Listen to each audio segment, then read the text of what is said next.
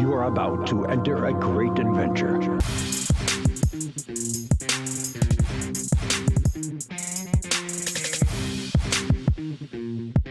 This is Starting from Gorilla. Hey guys, great to see everybody again. We are back with another new episode of Strutting from Gorilla. Alongside Mikey Cash, myself is Big Vito. What's things going, Vito? What's happening? We're on the road to the holiday gauntlet.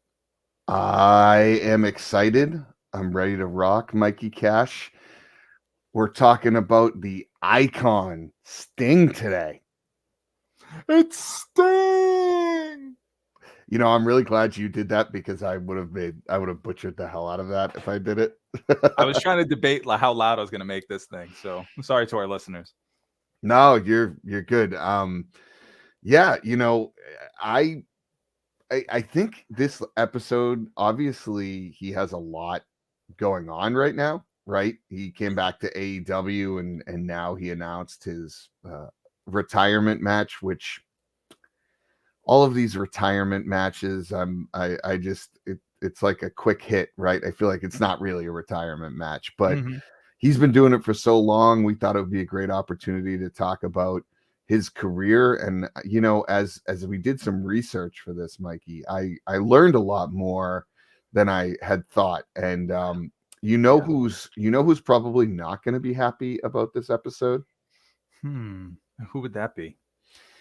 A gentleman by the name of Big Mango. I know he was not a Sting fan. In fact, he felt he was very overrated. But, you know, going back in his career, and everyone will hear about it here, I think he has a spot in the upper echelon of wrestling icons.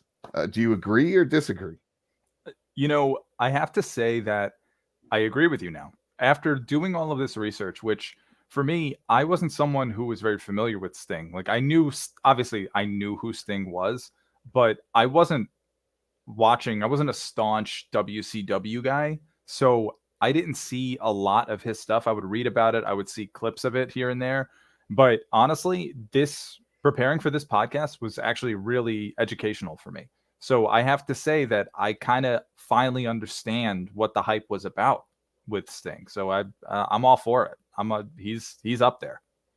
Yeah, I think the big thing for me is, you know, when they had the WCW, the Monday Night Wars, right? Mm-hmm. I think I kind of got into WCW right around the time where Sting had the black and the crow theme, basically. And it was something unique. And I'm not going to tell you I sat there and watched all his matches or knew everything about him or whatever, but I can tell you that it got me interested. And I didn't know much about the guy. And like, to be quite frank, he's morphed a little bit, as we'll talk about throughout the episode, which is great. But I don't know. I was never like this crazy Sting fan, but as we got older and he continued to be in wrestling, you always had that respect for him, I guess you would say, because you knew he was a name and he's been doing it for a long time and he was well respected. Yeah, he's a stalwart is really the best way to put it. He's just the constant. He was there for, I think, the better part of really 5 decades altogether. Was it the 80s, 90s, 2000s, 2010s, 2020s? Five time. But that's unreal. Yeah, it really is. So, you know, let's kind of, I think what we'll do is kind of go through his career a little bit. Then as we go through it, kind of give our opinions on certain things that stick out and maybe give some rack recommendations, some match recommendations, baby. Yeah. Well, we're starting off strong. So, I mean, ultimately he started in the UWF, right? And I didn't know this at the time, but he tagged with the Ultimate Warrior. Yeah, they were the Blade Runners. Oh, yeah, I did know that. That's an interesting combo. I mean, it makes sense, right? Because at that time, Blade Runner was a thing because it was in the late 80s, right? Yeah, it's spot on. It's spot on for the time that those guys were tag teaming together. I think I remember watching something on WWE Network at the time. It was when Sting was there in WWE, and they did some highlight package. It was like some sort of thing. You know how they usually do it. Some sort of They did their own superstar spotlight, basically. Right? They were just copying us. But they were talking about his career, and he talks about that time teaming with Warrior. It was very early on in his career, and how it sounded like even then Warrior was sort of up to the shenanigans that we always knew him to be up to. Yeah. So, I think Sting sounded like he tried to make the best of it. I think that kind of brings one thing I just want to touch on is like an overarching theme in a lot of the different eras we're going to talk about of Sting and the different opponents he had is how well respected this guy is. He's just one of those all-time nice guys in wrestling, which unfortunately, you don't see a lot of when it comes to the guys from his era. So I think it's just noteworthy to put out there that a lot of people still speak about him in very high regard. I don't think I've found any negative stories about Sting. And I think you can find that about a lot of people if you look hard enough. But Sting's one of those unicorns in a way. But an all-around really nice dude. And I think it's reflected in his body of work. Yeah, and it's interesting with his tag team with Ultimate Warrior, because if you look at him when he first came in, he had the short hair, right? And it kind of makes sense because for a while he carried along that look that he kind of looked like the Ultimate Warrior, like same body, same face paint type of deal. Yeah, dude, they were huge. Yeah, and he looked a lot bigger back then. Like I don't know, maybe he had some performance enhancing drugs at that point. I'm just speculating, but he was definitely a lot bigger and built. He looked more muscular, like your prototypical 80s wrestler, Exactly. But all right, so yeah, he's in the UWF, right? And what are some remarkable moments or matches there that you saw from there? Yeah, so part of the research I did, because I couldn't really find anything you and I both know how terrible Peacock is at navigation. So this is just another testament to how bad that is. But there wasn't anything on Peacock from UWF that I could find. If other people, anybody listening, watching, can find something, send it to me. I want to be able to see it. Good luck. You can't find nothing on there. I know, man. It's terrible. But I digress. So I found some stuff on YouTube. One match that stood out in particular is the Blade Runners versus Ted DiBiase and Steve Williams. I think this is from 1986 or 87, if I'm not mistaken. But people should check it out. It's an interesting look at somebody early on in their career.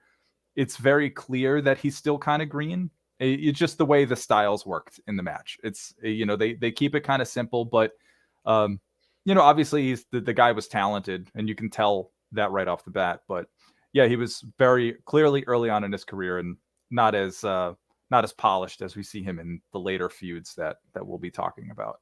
Yeah. So, I mean, I don't know how much more there is to talk about UWF Sting, but essentially at that time, this was right when I think WCW, or actually, no, it was not WCW. It was Crockett Promotions, right? I think they ended up buying UWF, kind of like that whole territory piece, which is always an interesting part in wrestling history, right? Because it's like you think about it today with all these big mergers with companies and everything, and it's very similar. But so Crockett Promotions buys UWF, and he thus starts the Sting era, right? And that's, I think, when we get to see the Surf Sting, right? Yeah, Surfer Sting, baby. Look at that. Yeah, look at that.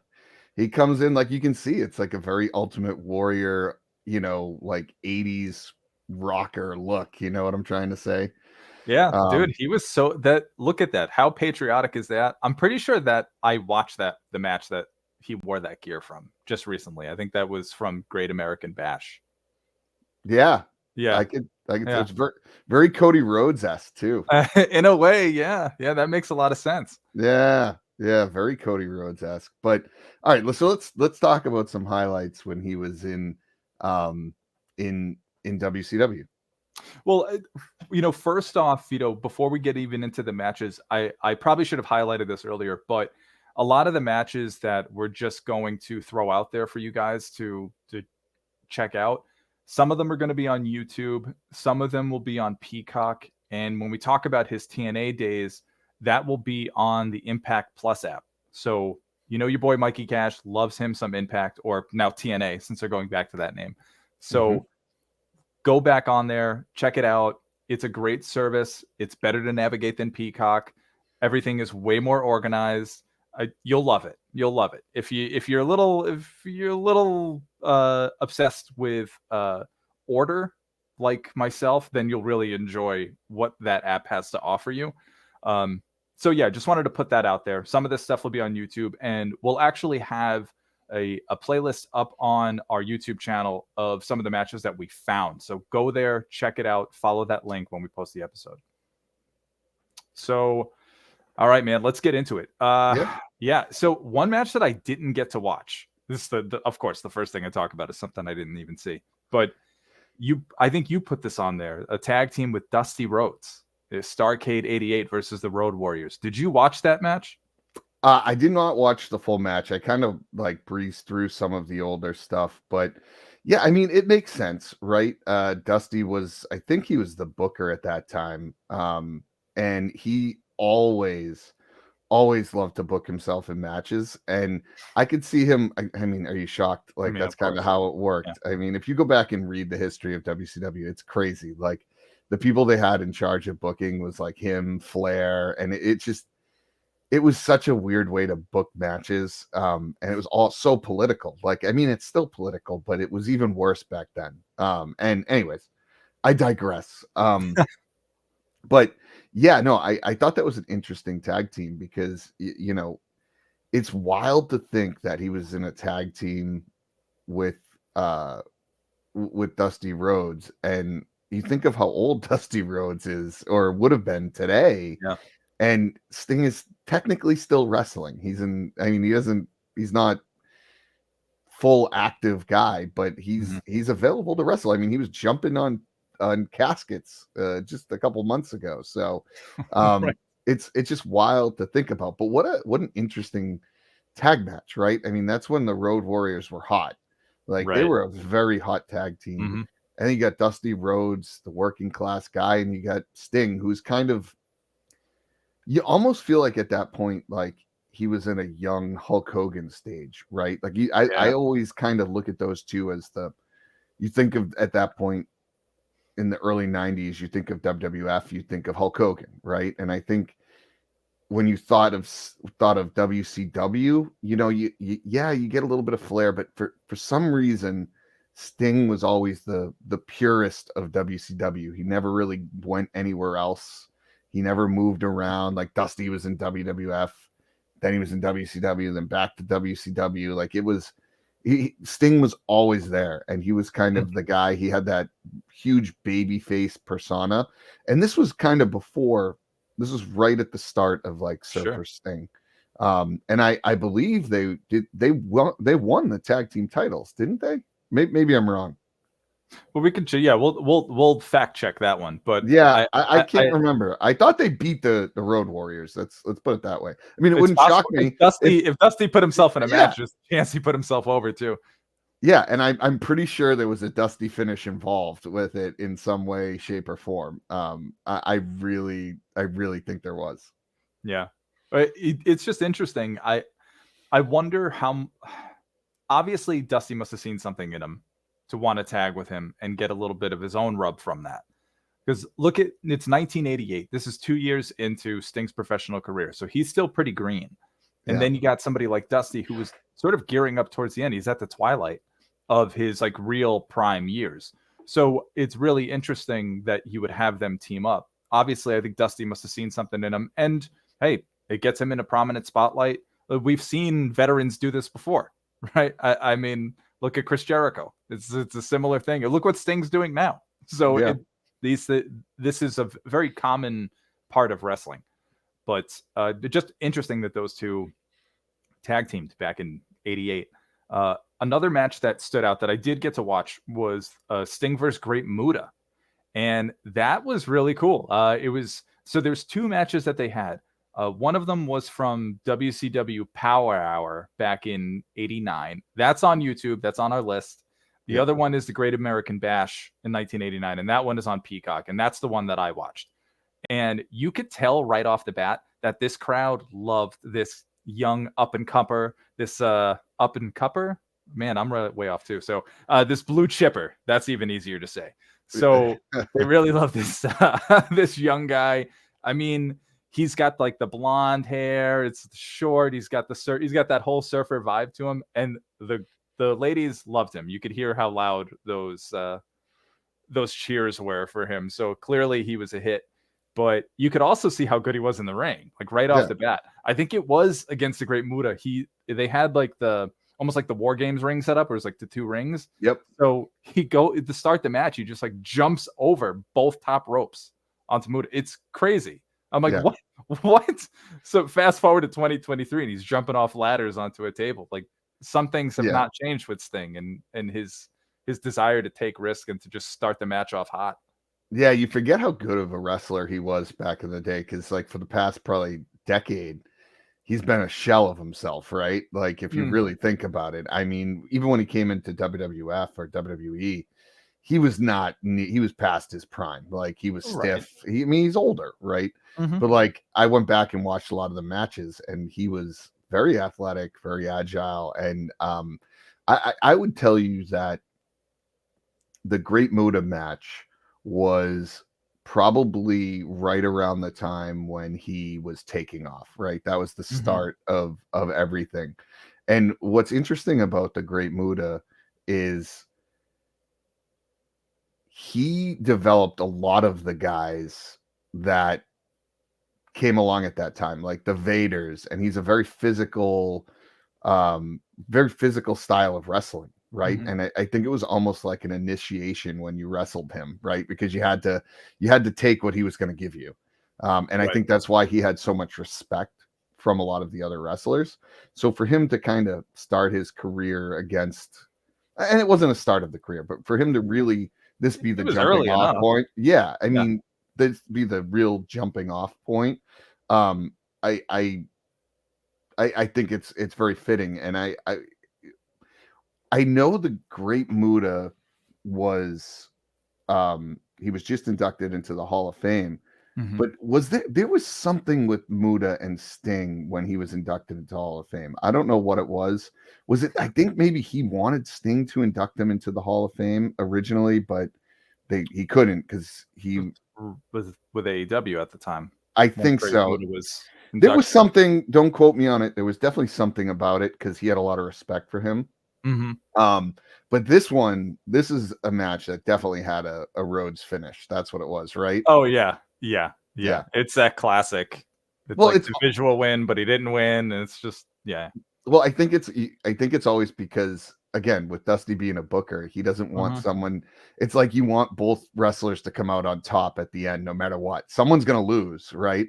You don't want them to take that shine away, apparently, and that was kind of the thing with him. And I could understand that. Great Muta had a lot of respect at that point.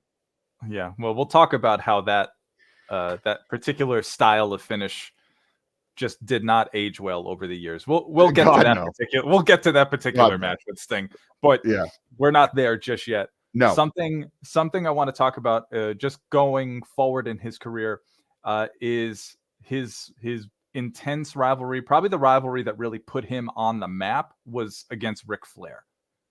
And I mean, look at that. I think that's from their first encounter over at Clash. So this match actually takes place before that match against Great Muta. But I find it really interesting. It almost seemed like at this point in his career, they give him this title match to see if he can hang with somebody like Ric Flair, because that guy was just the standard bearer of the 80s, 70s, and 80s. So I wonder if they wanted him to see, can you hang with somebody like Ric Flair and shine in that spotlight so that we can see what kind of potential there is in you for the future of our business. And he delivered. that Clash of Champions match in 1988, which is available both on YouTube and Peacock, just putting it out there. It's a 45-minute Broadway. And for people who aren't familiar with wrestling terminology, a Broadway means it's a draw. And it was a big test of endurance, of stamina, to hang in there with somebody the caliber of Ric Flair at that time. So anybody that's watching this now, the Ric Flair you're seeing today on TV is not the Ric Flair that I'm talking about. Okay? Not the guy smoking weed with Mike Tyson on the street. I'm talking about the guy that dominated the pro wrestling scene in the 70s and 80s and into the 90s. But so this was the prime Ric Flair that we're talking about here. And that match was just solid right there. It was, I think, a real coming out party for Sting to show that, hey, given the chance, I can be a main event player. Yeah. And Flair was so instrumental in helping him along in his development as a pro wrestler. And later on, they fight about a year later at Great American Bash. And that's also available on YouTube and Peacock. I'm doing really well with my spots today. So I know we should. I feel like we should be getting saying, sponsorship money from them. Oh yeah, man. Don't hold your breath on Peacock. But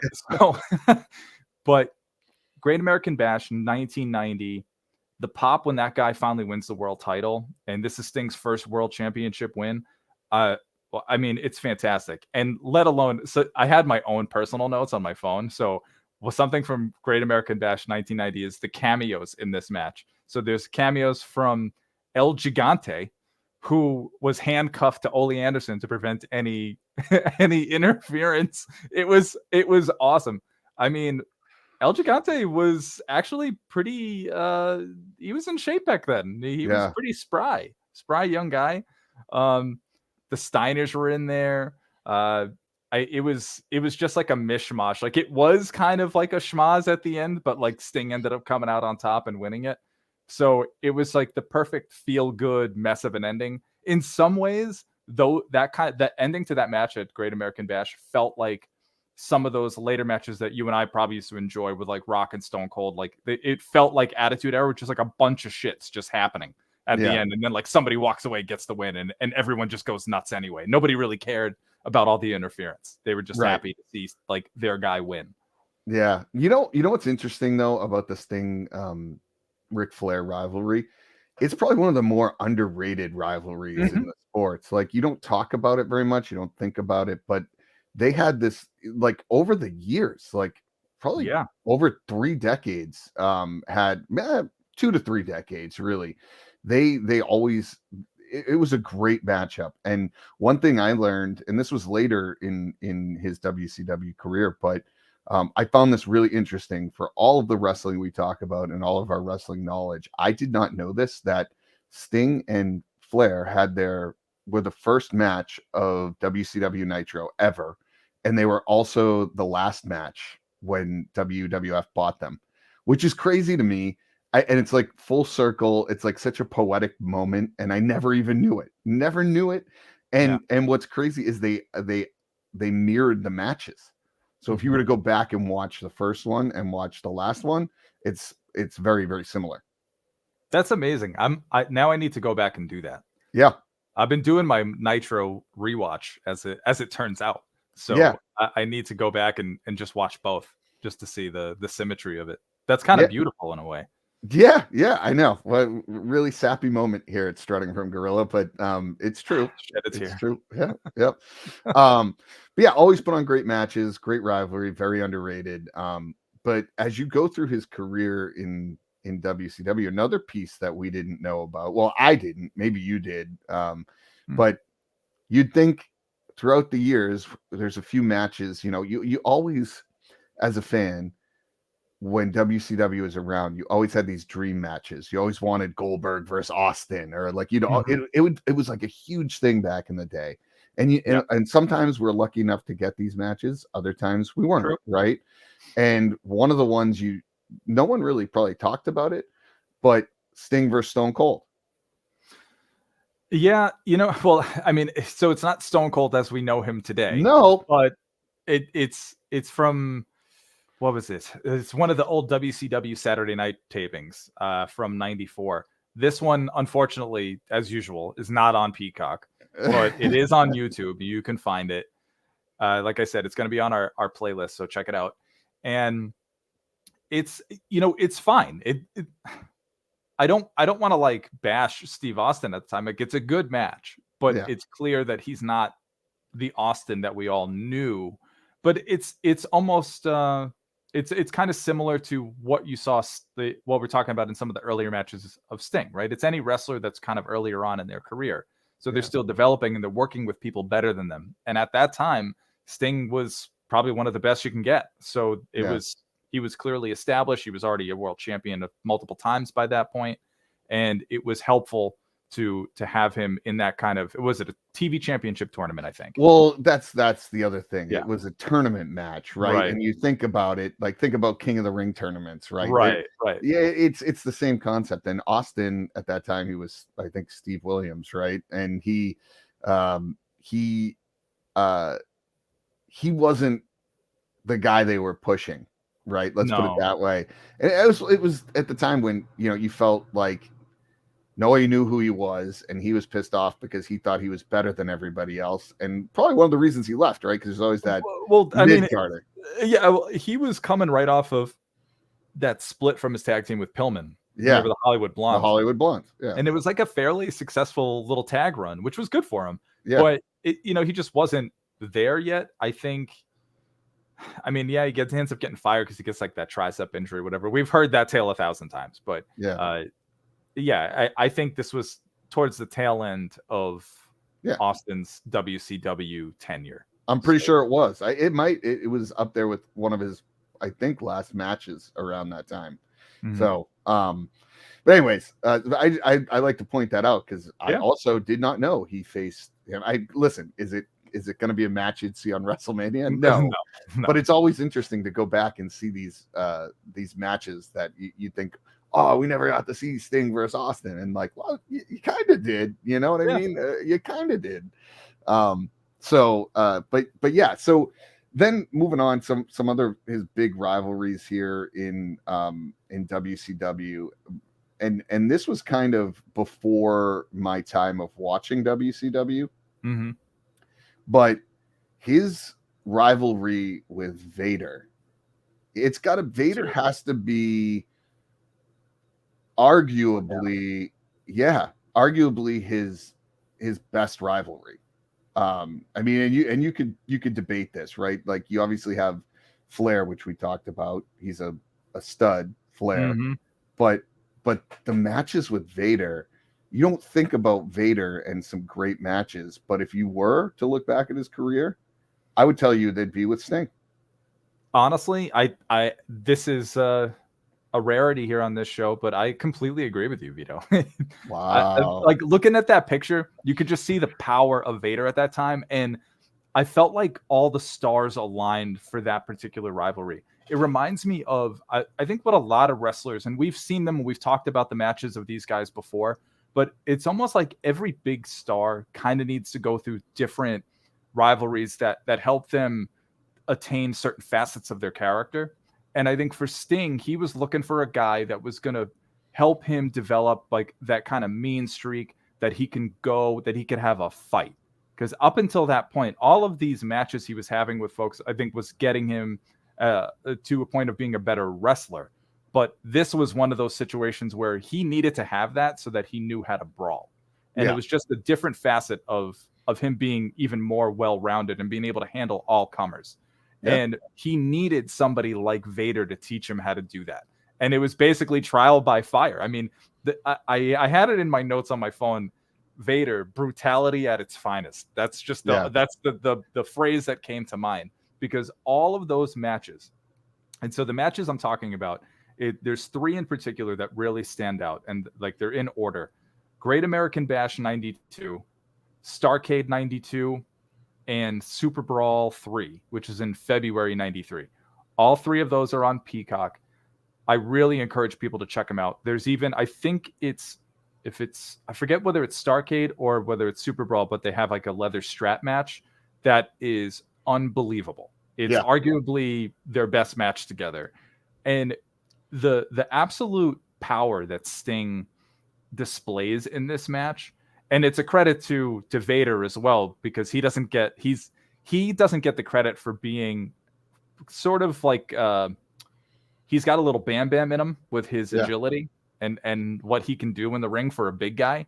Yeah. So it was really cool to watch him with somebody like Sting. Like there's two guys that are just good dance partners, and they were great dance partners. Those matches were absolutely brutal. The violence in those matches might make some people uncomfortable because Sting knew how to sell too. And you can tell during those matches that the crowd was just begging for him to try to come back, and he did such a good job of like looking out to the crowd like he needed help, and he was just struggling to survive the barrage of Big Van Vader at the time. It's really unbelievable. Those matches hold up in any era. Yeah, and here's the thing about Vader, right? I think he needed a good dance partner because he was extremely stiff, right? He had that he had that great Muta style. Like he came up in New Japan. Like that's where he started to excel. And Sting was, I think, one of the guys that could handle the brutality of him in the ring. And it made for great matches and great television, and it was perfect. You had Vader, this nasty heel, and he had, I think at that point he had that crazy mask that he would wear to the ring. And Sting, there's one match in here, and I don't remember which one it is. You might even be able to tell me, but there was a match where Vader was facing Sting, and Sting had a blade in his hand to like blade himself, and it was ended up getting caught in his tape.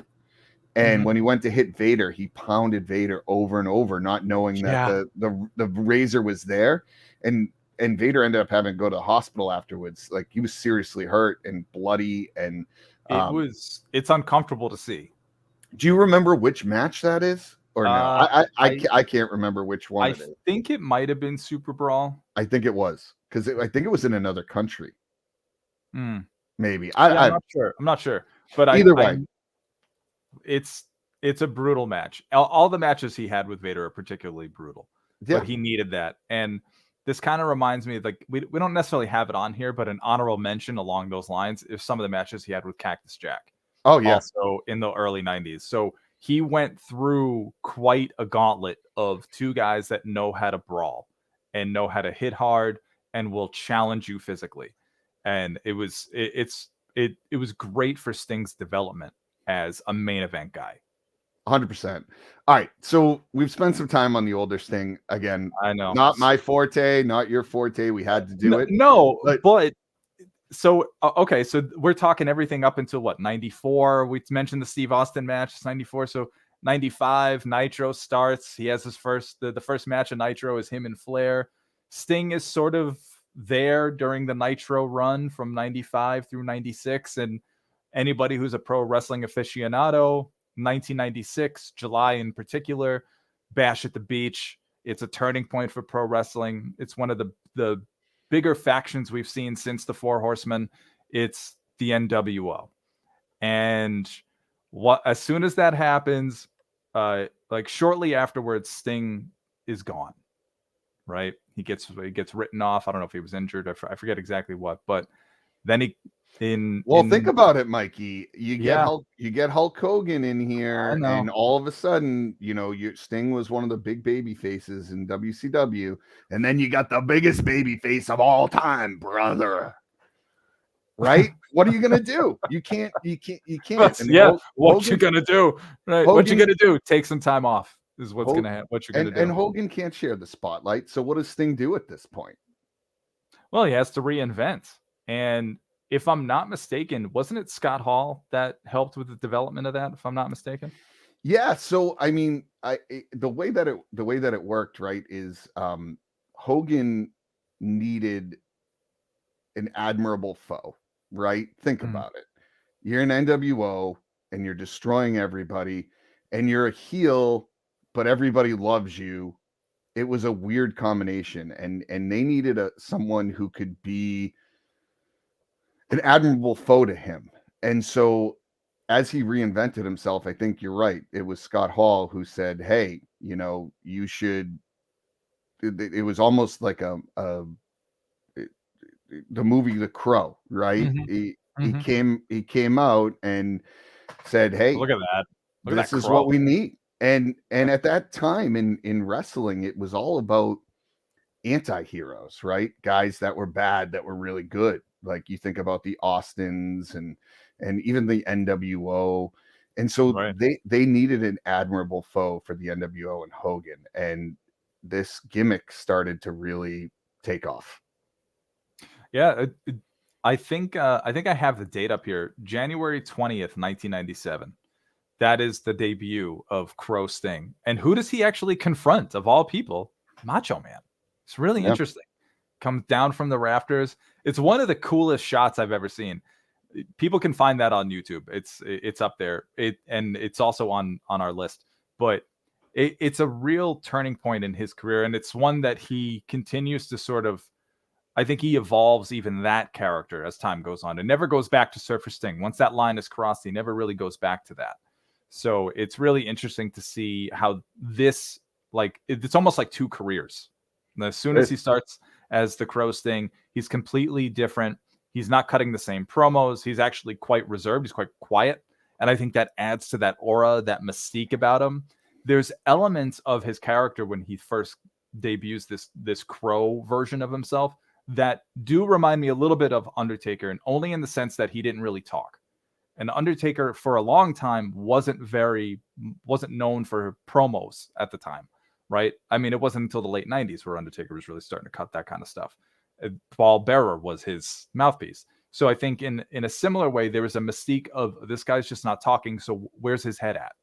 What is he up to? Where do his allegiances lie? And during that time in WCW, when the NWO was just running wild, it was an interesting element to add into that. Where did his allegiance lie, to WCW, to NWO?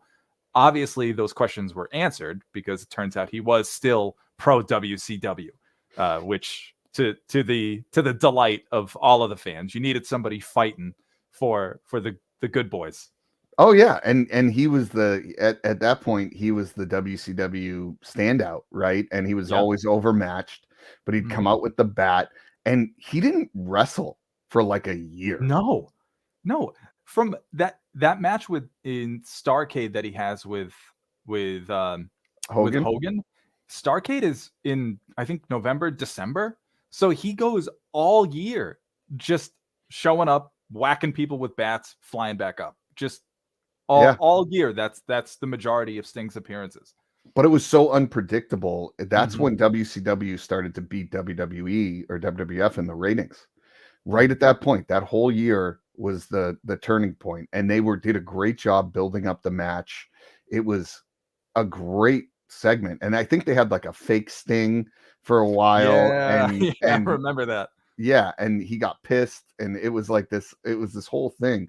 But like you get that lead up, you have this great rivalry built up, and in fantastic WCW fashion, they blundered the hell out of it at Starrcade. So the guy doesn't wrestle for a year. They have this big build up. And again, politics in the backstage, right? Like so Sting ended up winning, but not really winning. And it was a crazy blunder. And what happened in the Awful. lead up is Hogan basically agreed to let Sting win. And then he thought about it and said, well, where is my character going to go from here? And there was no answer. So they ended up doing this really botched finish, mostly by the referee, where Terrible.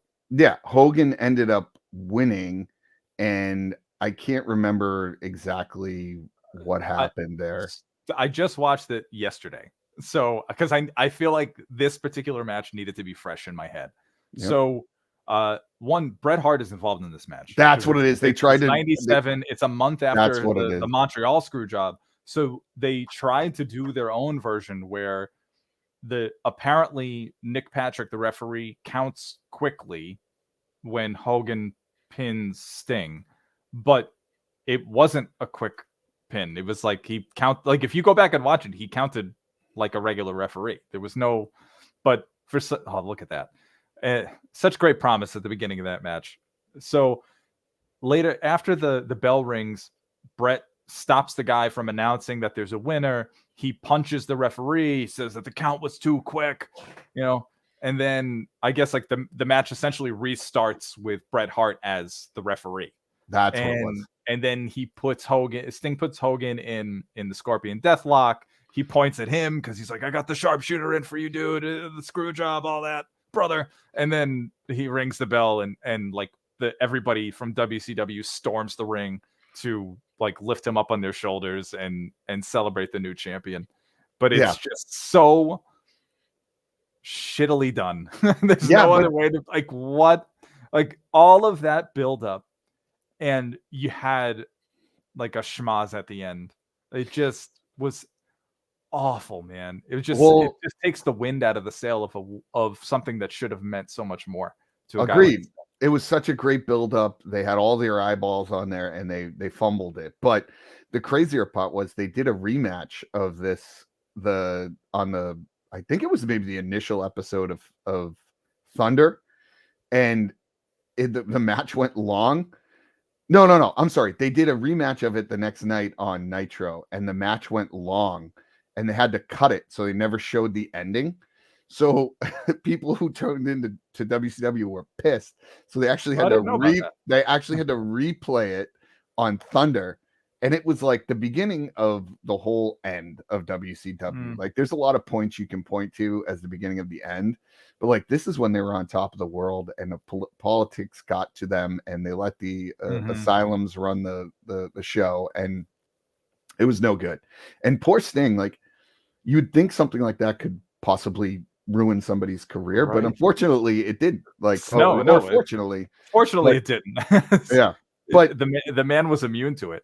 It never came of anything, and after that WCW went down the shitter, and there were points where he ended up turning and the Wolfpack. Yeah, he joined the Wolfpack, and that was a disaster. And then he had a couple other championship runs, I think, after in WCW, but it never amounted to anything really big. It was pretty crowded up at the top by that point. So I think there wasn't a lot of room for him to really shine the way we had seen him shine up until this point. So for folks who want to watch it, check out Starrcade 97. It's on Peacock. They also have a rematch on pay-per-view. SuperBrawl 8 is also on Peacock, and that's actually a better match. So I think I like that match more. So check that one out if you really want to kind of see Sting and Hogan go at it. Because, for as much as Hogan's politics, like at that time, he worked really well as a heel. He was good. He did. He was good. And he worked it well. He was in shape. He was like, he had sort of figured it out. And it was cool to see. But yeah, the politics really just shadow a lot for Hogan when it comes to like any Hogan controversy during this day, like if when Hogan talks about it, he takes a little bit of accountability, but also like doesn't give you the full story, right? Yeah, so it's hard to understand. Clearly he didn't want to put the shine on Sting at that moment because he was at the top of the world. He didn't know where to go from there. So anyway, Sting goes on, does his thing in WCW. WCW goes down the toilet, and so an interesting thing happens. Sting is one of the wrestlers that signed with Turner Broadcast Television, so he can sit out and not have to sign with anybody. He's collecting money from home, kind of like Goldberg and Hogan and WO. And at this point, you're starting to see Hogan come over to WWE. You're seeing Goldberg come over, and everyone is wondering when we're going to see Sting, right? Everyone is wondering we're going to see Sting, and WWE, started burying some of the wrestlers that come over, like Booker T and DDP, and Sting sees what happens to their characters, and he's like, hey, I think at that point he was in a negotiation with WWE to come over. He was, and he said, no, I'm not doing it. You buried the characters. And so he makes an appearance at that time on TNA, and TNA was newer. They had a lot of pay-per-views. They weren't well known. He makes an appearance against Jeff Jarrett, and thus starts his TNA run. Yeah. And he becomes to TNA pretty much what he was to WCW, right? That focal point. And we never get to see him in WWE in his prime at that point. Right. And he's there from 2003 to 2014. And I've said this for a while, and I'll say it again. I arguably think his best work was in TNA. And I think a lot of it has to do with the fact that WCW was just, as much as he shined there, it was just, there was no direction. Like, and TNA, at least we got some good matches. We got the politics somewhat taken out of it. And you know, what are your thoughts? And we can go through some of those. I know we're running a little bit. Well, you know, I think that where Sting was in his career at that time is kind of a sweet spot for a wrestler. I've heard Austin talk about this on his podcast when he had an interview with Cena, and he said, that when you're right around 40 is sort of like a sweet spot for you, because you know exactly who you are, you're comfortable with what you're doing, you have a good style. And I think that was all of those elements for Sting at that time, because at that point we're looking at 20 years, right? 20 years. So he's right around that 40 mark. He's sort of a veteran. He knows what he's doing. He can lead other guys, and he can be relied upon. And at that point in TNA, they needed somebody that they could rely upon, somebody that had name value. People were going to pay to watch him wrestle still. And at that point, Sting was still hot. People were going to watch him wrestle no matter who it was. So yeah, it starts with Jarrett. And listen, I'm not a huge Jarrett guy, so I could kind of care less about that. I watched it. It's fine. But really, some of these other matches in his TNA tenure, and I want you to jump in on this too, because I know you watched a lot more of his TNA stuff than I did at the time. But his matches with Abyss, Genesis 2006, it's on Impact Plus. All these TNA matches are really great match. There's a thumbtack spot that Sting takes. I mean, I have to say, watching those matches, especially like 2006 to like 2009, that dude was motivated. And maybe it was coming off of the WCW thing, and he just didn't want to see the same thing happen as something like TNA, but he seemed like reinvigorated. You could just see it. He lost weight. He was in better shape. Like, the guy was really putting the effort in. He wanted to still be relied upon. And I know I keep saying that, but I think reliability is one of the strong suits of Sting as a wrestler. And that's why they kept going back to him. And he was a multi-time TNA champion. So like I said, that match with Abyss, badass. Now, for me, my favorite match with him is it's a match of the year candidate. I think it won it. It was 2007 Bound for Glory. It's him versus Kurt Angle. And that is just a pinnacle of wrestling for TNA at the time. It's from bell to bell. I heard people talk about this match in such high regard, and I never fully understood it until I watched it. So words can't properly express just how great this match is. I mean, yeah, Angle might be what they used to call quote unquote Perk Angle at the time. I know he was really struggling. I know people say this. It's terrible. It's terrible. And I know he had a really bad drug problem at the time, but this match in particular is unbelievable. Bell to bell, those guys absolutely bring it. The chemistry they have in the ring is really unmatched. I think Kurt Angle's arguably his best rivalry in TNA. The guy just brought out the best in him. And for a guy at Sting's age, at his stage in his career, he needed that. Yeah, no, I would agree. He also had a great match with AJ Styles, which people don't think about, because AJ Styles was pretty big there. Young Styles too. Yeah.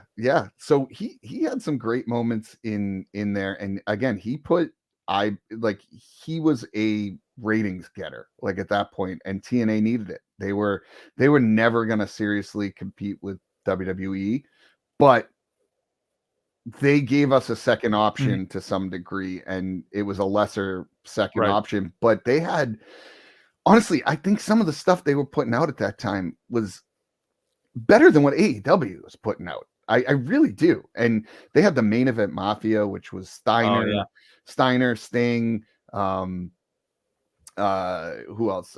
Booker T, Nash. Nash. Yeah, it was a great faction, and they would go up against, like a rookie class of AJ Styles, and I forget what they called him. It wasn't the New Blood, or maybe it was, because the New Blood was in WCW, but it was something along those It lines. sounds like they did something familiar. With, it was like very something, similar. Something similar to that. In TNA. But he teased a lot of times retiring in TNA, and it never ended up happening. But the thing I will tell you is, I'm not going to say he got stagnant there, but he reinvented himself again. And actually, before he reinvented himself, the one match we didn't put on here that I do want to talk about just real quick. It wasn't a good match, but it's an infamous match of him against Jeff Hardy. Jeff Hardy, when he had substance abuse problems, Sting came out. And I'm not sure you would have been able to get away with what happened if Sting wasn't the opponent. Veteran guy. And if you watch that, it's not a great moment in wrestling history, but it is. But that did happen. It was against Sting. But the crazy part is, after the main event Mafia, I believe it was after the main event Mafia, he came and reinvented himself. And as that's when the Dark Knight was big, and he came out as what I call Joker Sting. Joker Sting. Right? And it was actually, he leaned in, man. He leaned in. Yeah, but the thing about it is, it was so interesting because he was this quiet, like cerebral guy, and all of a sudden he had this crazy personality, and it was very, very interesting. And I think around the time of 2000, and there's more to the TNA side. I highly recommend you go back and watch it. I do think it was some of his best work, but I think it was 2014, 2015. When he came over to WWF. Yeah. Sorry, go ahead, Vito. I was just gonna say, there were times throughout his TNA career where everyone started talking about Undertaker versus Sting and how it never happened, and they wanted it to. And there was a real chance, there was a window, and it was later in his career, but nothing ever came to fruition on it. And right around 2014, 2015, he had retired from TNA. I forget his last match, but when he retired, all of a sudden we saw a WWE 2K game with Sting in it, right? Yeah. And people started talking. Look at that. People started talking. That commercial was so good. It was. And it's similar to like the Goldberg situation. And so we get him to come back.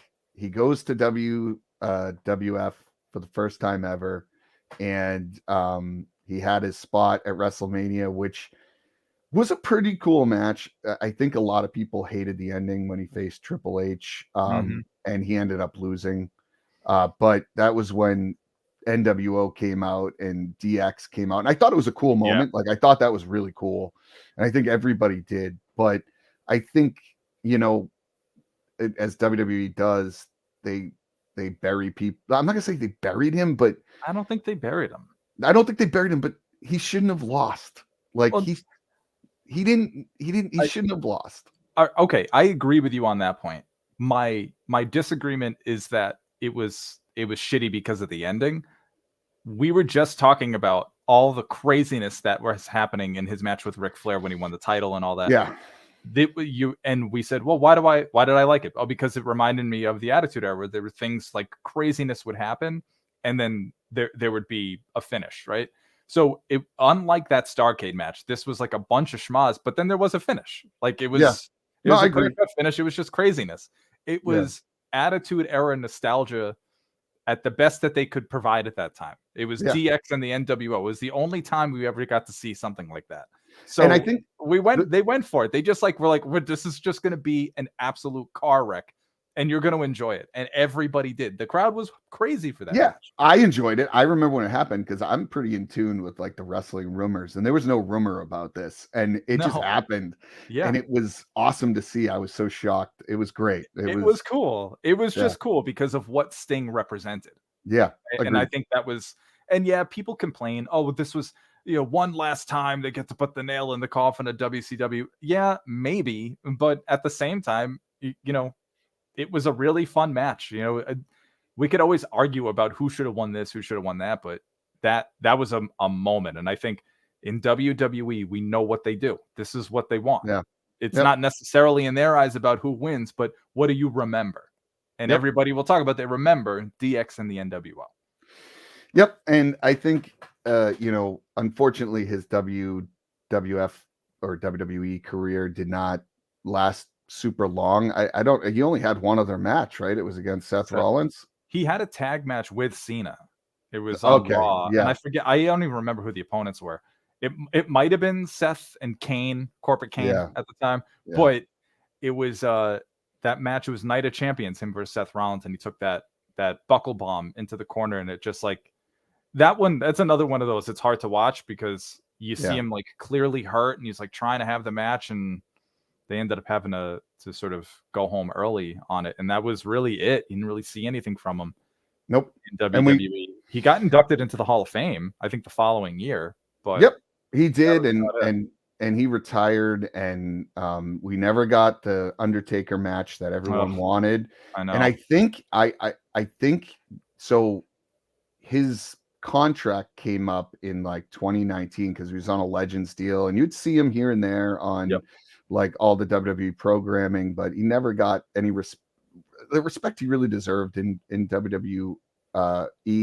And there was a point, I think, right around that time where he had saw the Undertaker's match, and it was a cinematic, and he really wanted to have that one match with the Undertaker. And Vince said that they're just both too old. He didn't think it would be a quality match, and so he pushed to have a cinematic match against the Undertaker where they could actually have it. People would feel happy about it, and Vince shot it down. And when that happened, he showed up during COVID 2020 at AEW. Yeah, shows up. I mean, this shot is awesome here with him and Darby. Like, look at that. That's just Sting going back to his roots, hanging out in the rafters, taking on a young buck like Darby Allin. They couldn't be a more perfect pair, in my opinion. I love those two together. What have you thought of his run so far in AEW? Because he's had a lot of he hasn't had any singles matches that I can remember, but he's had a ton of tag matches. I think he was in a Stadium Stampede match at one point. I mean, he's given himself a little bit of resurgence, and that it's funny whenever Sting goes to a new place, there's like this little revitalization that occurs for him, except WWE. But that notwithstanding, what have you thought so far? I mean, listen, I think it's perfect. I'm glad he's getting another chance at his end run here, because I don't think WWE was the way you'd want his career to end. And I think it's just another opportunity for him to finish up his career. And I think the way they've done it has been pretty good. He comes on TV. He's not overexposed. They're not leaning on him. He's helping build a younger guy. He'll have some spots here and there. I mean, he's jumping on tables off top ropes, which is kind of crazy. But at the end of the day, it's Sting. It's a life of a wrestler. It's what he does. It's what he wants to do. I think it's been a perfect ending. And, I find it very interesting. He comes in and announces he's going to retire, which is great. And you have Ric Flair come back, which I actually didn't see that one coming. But I was actually surprised by that. Here's the deal. I also was, but here's the deal. I think it's very poetic, right? If you can have Ric Flair be involved in his retirement, I'm not saying he should be involved in the match outside of managing Sting or whatever he's going to do. But like, I think it's great as a full circle piece, because it was such a significant piece of his career that he's able to do that. And I think he definitely is an icon, and I love the fact that he gets to be back on TNT. That was his home, and he's got Tony Schiavone, who clearly has a hard on for Sting, which is great. I mean, he's always had it. He's always had it. I feel like he's contractually obligated to yell out, "It's Sting!" whenever he comes out. It's got to be in the contract. TK put that in. Oh, 100%. 100%. So, I guess the question is, All right. Well, let's end with this question. Who do you Yep. think his final match is going to be against? I don't know. And I don't know that it can be a singles match. I don't know that he can. Maybe. I don't know. I just don't think he's too stiff. Like he's great for spots here and there. I don't know. Edge, maybe. Edge. I think Darby. I think it is a singles match, and I think it's going to be against Darby. That would be cool. Because if he's going to go against anybody, he needs somebody that can bounce around for him and not have to do too much. And Darby's light. He can even give him a press, I bet, if he really wanted to, because Darby's super, that's a good call. Super like lightweight and is going to bounce around for him, and he's going to make him look great. I would think that would be great, actually. And what about it's a great final rub for Darby? Yeah, agreed. I don't know, just throwing it out there. No, agreed. Agreed. Yeah. Agreed. So listen, I mean, I feel like what more can we say about Sting except the man is the icon. It really is the icon. The man has had longevity. He's wrestled in 5 decades. What's more to say? Check out his stuff. If you haven't checked out anything besides his AEW stuff, go back, go on Peacock, check out our YouTube playlist, go get the Impact Plus app, watch all of this stuff from his career. It's a wonderful career, and you won't regret checking it out. Agreed. Yeah. So listen, make sure you check out our website. We got our feed up there. We have articles that we've written up there. Find us on Facebook, X, TikTok, Instagram. You know it. You know where to find us. We'll be there. We got a lot more stuff coming your way. Like I said, we're working on guests, and we're in the process of getting that all squared away. But you know how the holiday season goes, so it's quite a gauntlet. So just doing some scheduling there. But keep an eye out on those podcast feeds. Keep an eye out on the YouTube feed for the folks that are joining us on video. We're really glad that you guys joined us today. And until next time, keep on strutting, jabronis. Woo!